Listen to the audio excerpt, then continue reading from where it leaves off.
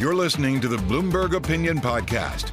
Catch us Saturdays at 1 and 7 p.m. Eastern on Bloomberg.com, the iHeartRadio app, and the Bloomberg Business app, or listen on demand wherever you get your podcasts. Welcome to Bloomberg Opinion. I'm Lisa Mateo. This week, a conversation with Lisa Jarvis about Moderna's tough road ahead. Claudia Sahm with a look at why so many Americans are downbeat about the economy. And insight into what the future holds for the farming industry with Lara Williams. But first, Justin Fox joins us with a look into the homicide rate of Black Americans. The title of your opinion piece, Where It's Most Dangerous to Be Black in America. That itself is eye-catching, but the stat that you give right off the top really hits home. I'm going to say it for you. Black Americans make up 13.6% of the U.S. population in 2022 and 54.1% of the victims of murder and homicide. Now, you check with data from the CDC. Explain what this works out to as far as homicide rate for Black Americans and just the scope of it. I mean, the homicide rate for Black Americans in 2022, and this data isn't totally, completely final yet, but I've been checking it for a while, and it isn't changing much. And this is all on the CDC's online Wonder database that anybody can look into, although it takes a while to get up to speed on it, which I did, sadly, early in the pandemic. Anyway, the homicide rate for Black Americans last year was about 30 per 100,000 people. For everybody else in the country, it was about 4. And 4 is still pretty high by the standards of like other rich countries in Europe and East Asia and such. I mean, in Japan, it's just 0.2 per 100,000. But it's 30 per 100,000 is similar to, even higher than in places like Brazil, Colombia, Mexico that are kind of known as being very, very violent. And it's also a lot higher than the rate was before the pandemic, and especially around 2015, 2014. Right. And you mentioned when the homicide rate goes up, Black Americans suffer disproportionately. Yeah, like when you look at the increase in homicides, especially from 2019 to 2020. I mean, as we said, a little over half of all homicide victims in the U.S. are Black, but the increase was about 65% Black Americans. So it's clear that, when there's a wave of violence, it's Black Americans who suffer the most. And when that wave recedes, as this one is now doing, it's down a bit in the CDC data for last year, and in crime statistics from New York, Los Angeles, everywhere else, it's down a lot so far this year too. So at least that news is good, but wow, it went up a lot, especially during the pandemic, but there'd also been something of a rise in the couple of years before then. All right, and you mentioned when the racial definitions have changed recently. You talk about that as more government agencies classify Americans as multiracial. So how does this change things when you were going through the article? I mean, it doesn't change it much. It just makes it a pain because basically in all the data from 2018 and earlier, the CDC uses the old racial definitions, which are basically sort of, are you mostly Black? Are you mostly white? Whatever. With the 2020 census, and they started doing it before then, they're much more open to, no, I'm multiple. I'm lots of things, which I think in a lot of ways is great and very healthy development for our country. But it's a pain when you're trying to look at developments in long run statistics by race. It doesn't make that big a difference on a national level in these numbers. The more recent statistics were for people who identify as Black or African American only. But in the census and all, people who identify themselves as more than one race are sort of in this no man's land. It couldn't get great per capita statistics on them. With some of the cities I looked at, it made a difference, but not enough to really change the trajectory in a big way. Yeah, and that's what I want to get to, some of those numbers. So the Black homicide rates far lower in some parts of the country than in other parts. And you really broke down that 2022 rates for the country's most populous metro areas. So talk about who topped the list, who came out at the bottom. What did you find out? This is among the 30 largest metro areas. And the kind of interesting thing with the CDC data is you can basically ask it to give really detailed stuff, like how many people were murdered in some small county in Texas in 2013. And for that, it won't tell you because it basically won't disclose data if there are fewer than 10 people involved, because the idea is that would make it possible, and it doesn't really, with murder, it doesn't really matter, but with other causes of death, it would invade people's privacy. It's really helpful to do big groups. The CDC used to publish a lot of this data by metropolitan area. You could just click, I want everything sorted by metropolitan area. For some reason, they don't do that anymore, but you can go in and pick all the counties in a metropolitan area and ask it to combine, all of which is a long excuse for why I only did 30 metropolitan areas rather than any more. Anyway, so these 30 biggest metropolitan areas, the worst is St. Louis, which is a bunch of counties in both Missouri and across the river in Illinois. And Baltimore is not far behind. And then the best are basically New York, San Diego, and best of all, Boston. And that's for overall homicide rate. Now, did anything surprise you about the results that came out from that? I mean, this kind of started, I wrote a piece a year ago looking at CDC data it was sort of at the moment when crime in New York was really top of mind, and lots of people around the world in the country seemed to think New York was just such a dangerous place. And I looked at homicides. It's not bad in New York. You throw in accident data, and New York is like one of the safest places in the country. So that didn't surprise me, but it's still kind of funny to see it down at the bottom here. It was kind of remarkable how low Boston is. I mean, it's not that surprising when you think about it, but it's like another big step lower than in New York, or it's only 2 per 100,000 overall. And the nationwide for everybody is something like 5.7, 5.8. So it's a lot lower in Boston. In New York, it's 3.7 per 100,000. Okay. St. Louis, the overall homicide rate is 15.7 per 100,000. Wow. But then you break it down by race, and it's an even bigger gap in some cases. Well, I'm glad you mentioned that gap. And you also found some regional patterns to this data, too. Yeah, I mean, the worst places, at least in this 30 biggest metro area list, the worst places in overall homicide rates are pretty much all kind of Rust Belt or I guess Baltimore is not officially in the Rust Belt, but it kind of feels like it. And, St. Louis, Chicago, Philadelphia, Detroit. And then Atlanta's pretty high, too. When you break it down, what you get is really these old St. Louis, Pittsburgh, Philadelphia stand out, and then this bizarre newcomer, Portland, Oregon, which wouldn't have been high on this list at all 5 years ago, but is just awfully high now. It's more dangerous to be black in Portland last year than in Detroit or Baltimore or Chicago. That's crazy. Let's talk about those incidents of police violence that go viral, spark protests. We've seen it. They can tend to be followed by local increases in violent crime. So talk more about how this affects those homicide rates. Obviously, police violence, I mean, sometimes it's inevitable. A lot of times it's not. People have lots of reasons to protest against it and be mad about it and try to fix it. At the same time, it's, black people killed by police officers, it's around 250 a year, as opposed to more than 13,000 black victims of homicide overall. And it's pretty clear that, if the focus is that Black Lives Matter, and it should be, that it's getting down crime rates is the most important thing, and having effective policing, which generally means police departments that aren't abusing their citizens, but at the same time means police departments that are arresting people and fighting crime, is really important to save people's lives. Yeah. Now, Justin, I think it's important to note that you did all of this intense research for this story, and you are not black. What motivated you to take this on? I mean, the initial thing is just, as mentioned, I got familiar with these CDC databases early in the pandemic and was like looking at all the things that were more or less likely to kill you than COVID. And one of the things that starts coming out when you're looking at younger people is that, it's mostly not diseases that kill young people. It's accidents, it's suicides, it's homicides. And then you start sorting it by race and especially by gender. And it's for black young men, homicide is the number one cause of death most of the time. It might not be in 2022 for the awful reason that the opioid epidemic is sort of moved from rural areas that are mostly white into cities.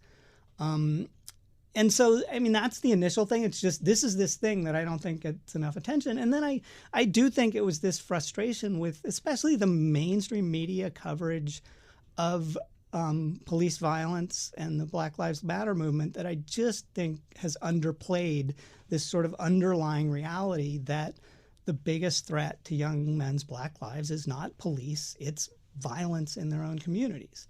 And police can make that better, can make that worse, but it just feels like the focus of the discussion has been way too much in one place. And I think it's mainly because the mainstream media is full of white journalists like me who feel uncomfortable writing about these things. So I don't know. I mean, I don't have good answers here or good explanations of why this problem persists, but it does seem really important to note that it was much better a few years ago, and it's much better in some cities than others. This is not some inevitable thing. Bloomberg Opinion columnist Justin Fox.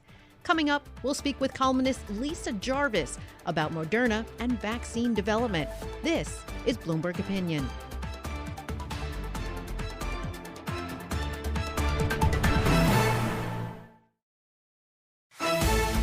You're listening to the Bloomberg Opinion Podcast. Catch us Saturdays at 1 and 7 p.m. Eastern on Bloomberg.com, the iHeartRadio app, and the Bloomberg Business app, or listen on demand wherever you get your podcasts.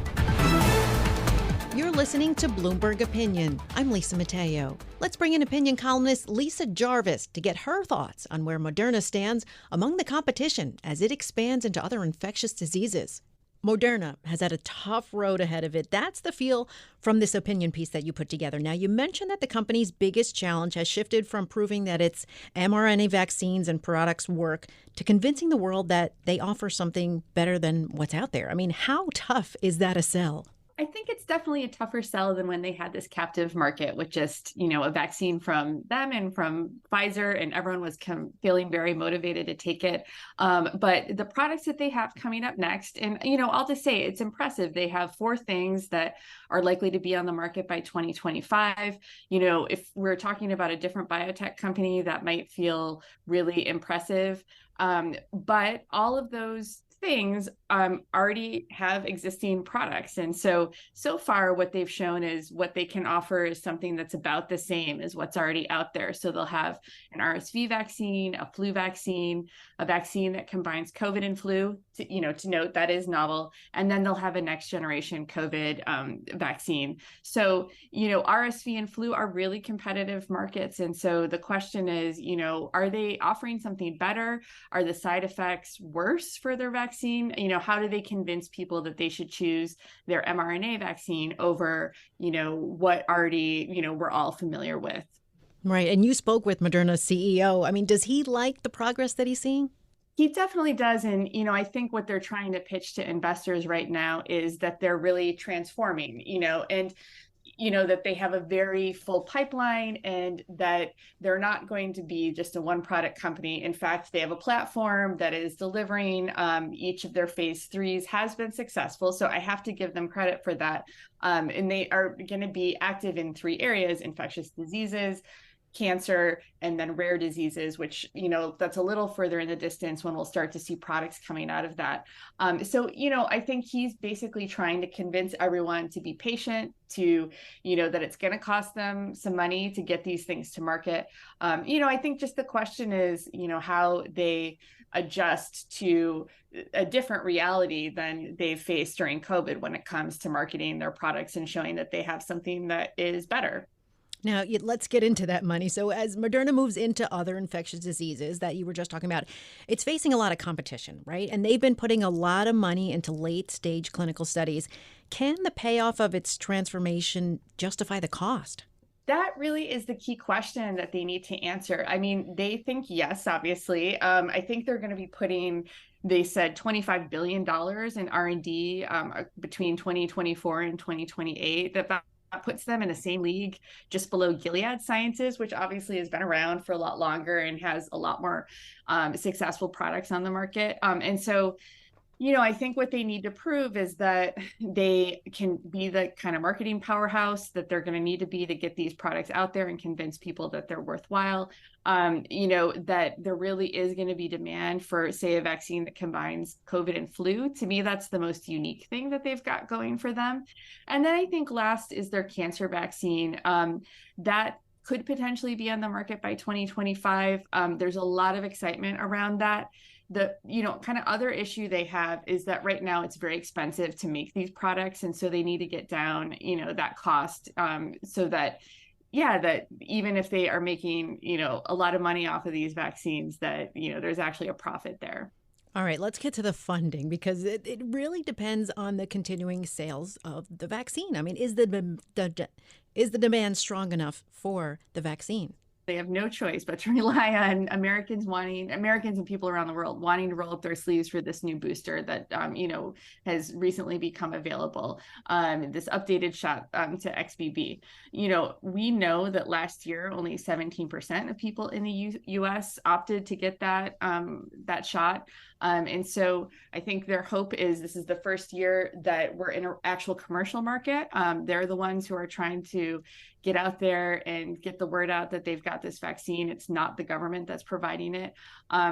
So it's going to be interesting to see what happens. I think there's some skepticism that, their projections for how many people are willing to get their shot will be matched with the reality of some of the hesitancy that's out there around, whether people feel like they need a COVID vaccine or not. Okay, now you mentioned some of these, but let's kind of break it down a little bit. Talk about the other vaccines in development. Let's start with Moderna's RSV vaccine. Yeah, so that vaccine, it's a good product. It's a year behind. This is their problem. It's a year behind vaccines that recently became available from Pfizer and GlaxoSmithKline. So, I think, they need to play catch up. What they're trying to sell as being differentiated is that they're offering the vaccine in a preloaded pen. So the other two products come in a vial and the pharmacist has to mix it. And they're arguing like, well, in a busy pharmacy environment, we know everybody, is experiencing shortages of, healthcare workers. Having this preloaded pen is going to be attractive. Their flu vaccine, had been struggling a little bit. They came out, this was the other big news, they came out with, good phase 3 data on that last week. The question is, the side effect profile, all of us who've gotten a COVID shot, an mRNA shot, know that the side effects can be a little rough. Will people decide that something that's as good as what's there is enough? And I think what they need to prove is that what they have is something better, like that, it does better, performs better than the other flu vaccines that are out there. Right now, we only have antibody data on that, but having some actual outcomes data, do more people live? Do fewer people get the flu or have a severe case? That would be really helpful for them. And then they have this vaccine that they're working on where they're going to combine COVID and the flu. That vaccine incorporates a next generation COVID vaccine they've been working on that they hope they'll be able to give people a smaller dose of, and it'll work better than what we have now. So, again, I think the question is, what does demand look like in a year or 2 or 3 years? Because we don't really know how the pandemic or, the kind of virus will start to, affect people in coming years. So those are their main products. And then, as I mentioned, this cancer vaccine is the other one that everyone's really excited about. Yeah, and what about those ambitions? I mean, what does the CEO say it's going to take to get FDA approval? This has been the question on investors' minds. I mean, so many people have been just clamoring for information. When are they going to file for approval? I think they had really good data that came out on this cancer vaccine, showing that it could reduce the risk of skin cancers, a certain kind of skin cancer, from returning or from people dying by 44%, and so a lot of investors think, oh, that should be enough for you to file for approval. The CEO, says 3 things need to happen. 1, they have to start a phase 3 trial, which they've done. 2, they are going to have some data later this year that will kind of show over a longer time horizon, whether those numbers hold up or if maybe they even get a little better in terms of how well that vaccine performs. And then 3, these are highly personalized products. They use a patient's own tumor cells to create the vaccine. And so that's very complicated from a manufacturing perspective. And they're trying to get all of that in place, because I do think legitimately his pushback on filing for approval now is like, well, we could do that, but we couldn't actually treat everybody who's going to want the product. Right. And the company recently said it's well on the way to becoming a big biotech contender. What's your take? If they can move their technology a little beyond where COVID was, I mean, they showed that mRNA works. If they can show it works as a therapeutic, if this cancer vaccine, continues to progress in the way we'd like to see it progress and help people, that will, certainly show that it's not just like as good as the existing technology that's out there, and that it could be really transformative. But they've got some work on that. We have to be patient and see what happens. Bloomberg Opinion columnist Lisa Jarvis there. The Federal Reserve was in focus this week when Fed Chair Jay Powell held rates unchanged, but signaled they'll be higher for longer. We're prepared to raise rates further if appropriate, and we intend to hold policy at a restrictive level until we're confident that inflation is moving down sustainably toward our objective. In addition to bringing down inflation, he clearly laid out the Fed's objective. A soft landing is a primary objective, and I did not say otherwise. I mean, that's what we've been trying to achieve. Powell's had success in bringing down inflation this year, and the stock markets had a strong 2023. But many Americans are downbeat about the economy. Economist Claudia Sahm joins us to explain why.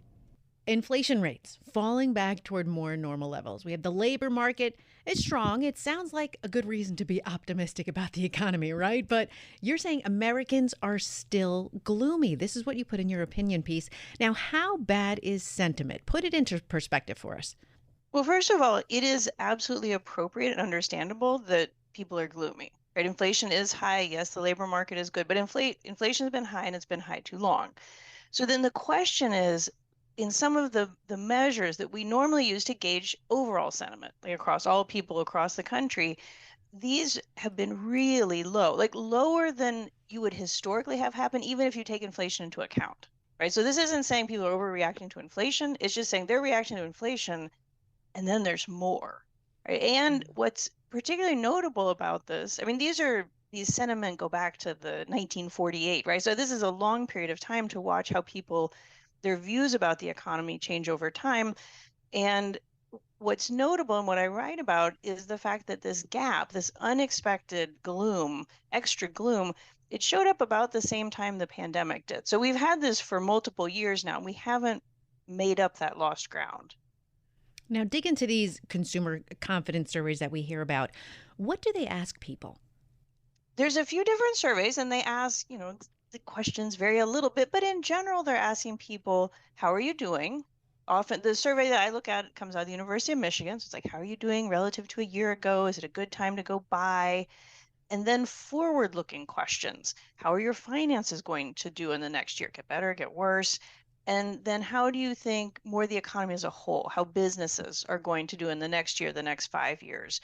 So it's a wide range of views about the economy, and not surprisingly, every single one of these measures plummeted in the COVID recession. Right? That's what they do in recessions. What has happened is, though they have recovered as economic conditions have improved, inflation is coming down, the labor market's been good, there's still this gap.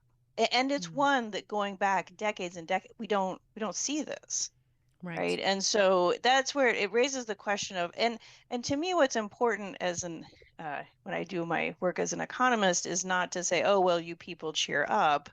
It's to figure out, well, what is, and I have peers that do that, that you try to figure out what are people trying to tell us? Because when you have a pattern that's so at odds with what you've seen in the past, there's a reason. There are lots of different possible explanations, so I don't pretend that I know the answer. And yet I know, having worked with these data for well over a decade at the Federal Reserve, these can be very useful in helping us gauge the economy. All right, so let's dig into why this sentiment has really failed to rebound. Now, you say the less talked about but more likely explanation is COVID. The timing, first of all, is somewhat obvious on some level. But when I say COVID, it's not just the virus itself, people who passed away from the virus who have long COVID. It's also thinking about the way our daily life was upended, the way our institutions changed. I think at this point, it's no one wants to remember back to March of 2020. But remember, we shut the US economy down. We sent everyone home to a large extent. That was a huge change in people's lives and a huge change in their livelihoods, right? And one thing that I argue is that we're just now seeing the supply chains start to get back on track, right? Like these were also very disrupted in 2020. We are in 2023, but they're just kind of getting. People take a long time to get back on track too, right? So the idea that we still have something we're holding with us, even if it's not on our mind every day, that's really impacted our lives, to me, that's a very plausible explanation that we're just carrying along extra effects of the pandemic. And there were some places in the same survey where like income expectations, something not in this main measure, that showed some after effects of the Great Recession for a few years, and then it popped back up. So this big events can have effects like this. Of course, it's hard to prove that definitively. Right. And then there's also politics can play a role in this. I mean, we're coming up on an election year.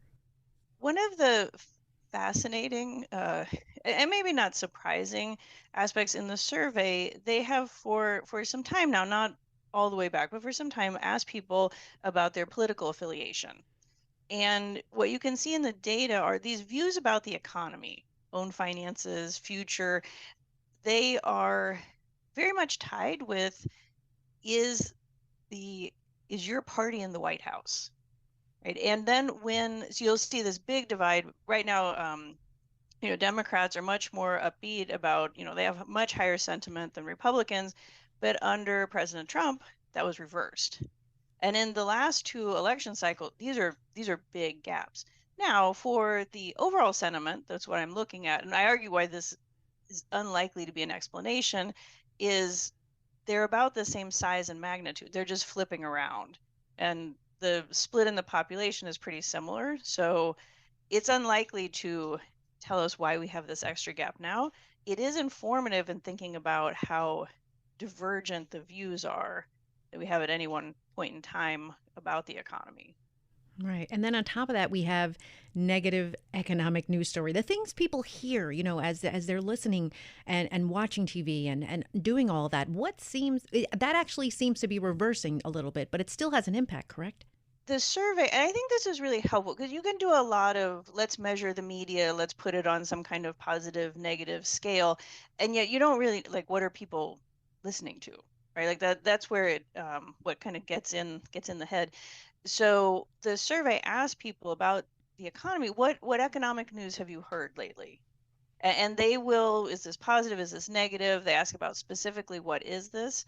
And it, again, just like with sentiment overall, we would expect it to be negative, more negative than before COVID, just because inflation is high and there are problems in the economy that weren't with us before COVID.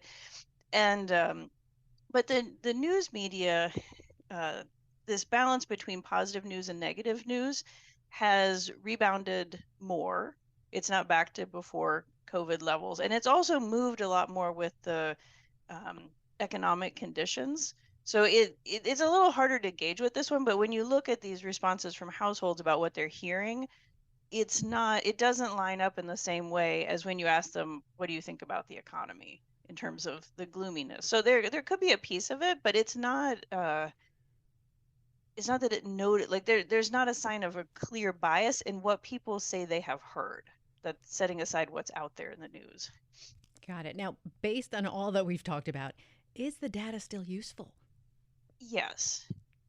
We have to, there are many relationships that in terms of the economy, in terms of the kind of data that economists look to, that have broken down in this pandemic. So sentiment does not stand out in that regard.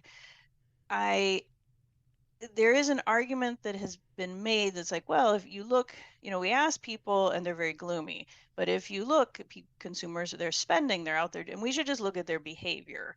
And, who knows why they're saying what they're saying. I disagree with that. I think, again, people can tell us something that the regular data can't. And we don't have complete data on what they're spending and all of that. So I think there's an important trying to figure out what people are telling us. And it has been the case in the past, and this is difficult given the break in the series or how the data's been acting.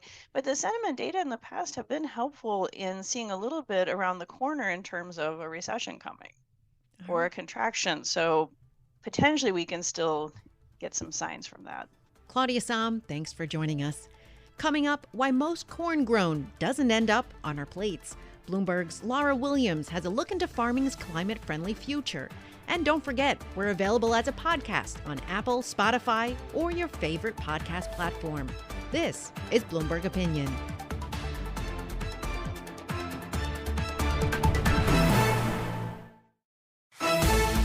You're listening to the Bloomberg Opinion Podcast. Catch us Saturdays at 1 and 7 p.m. Eastern on Bloomberg.com, the iHeartRadio app, and the Bloomberg Business app, or listen on demand wherever you get your podcasts.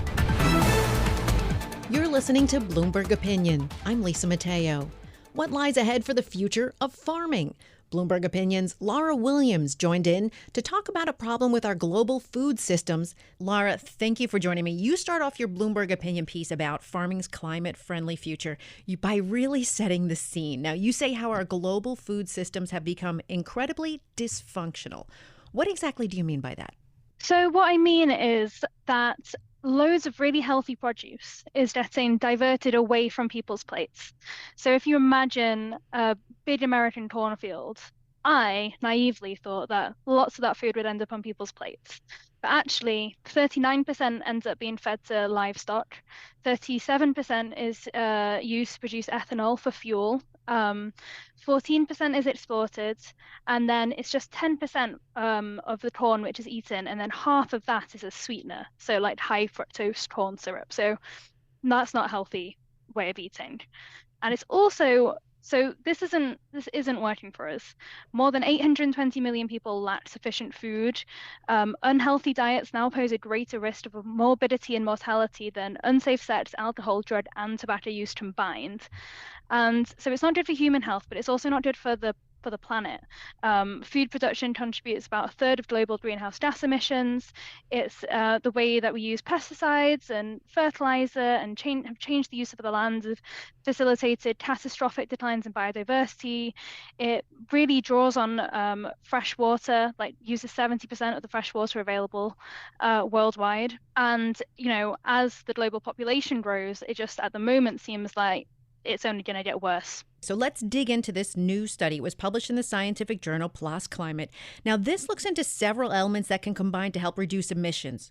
Diet shift, waste reduction, those are really a big focus of this.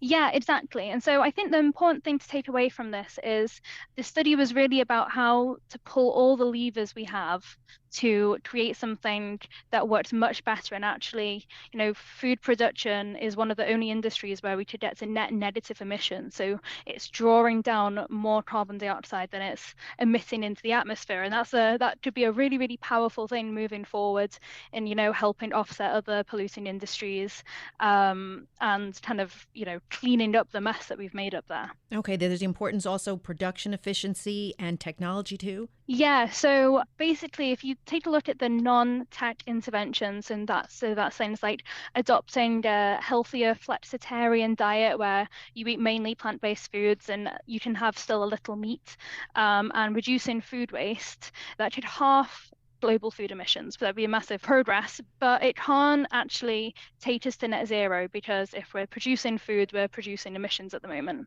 So if we improve production efficiency, and so that is reducing the gap between what agricultural areas can deliver and what's produced, if we close that gap, all our fields are as productive as they can be.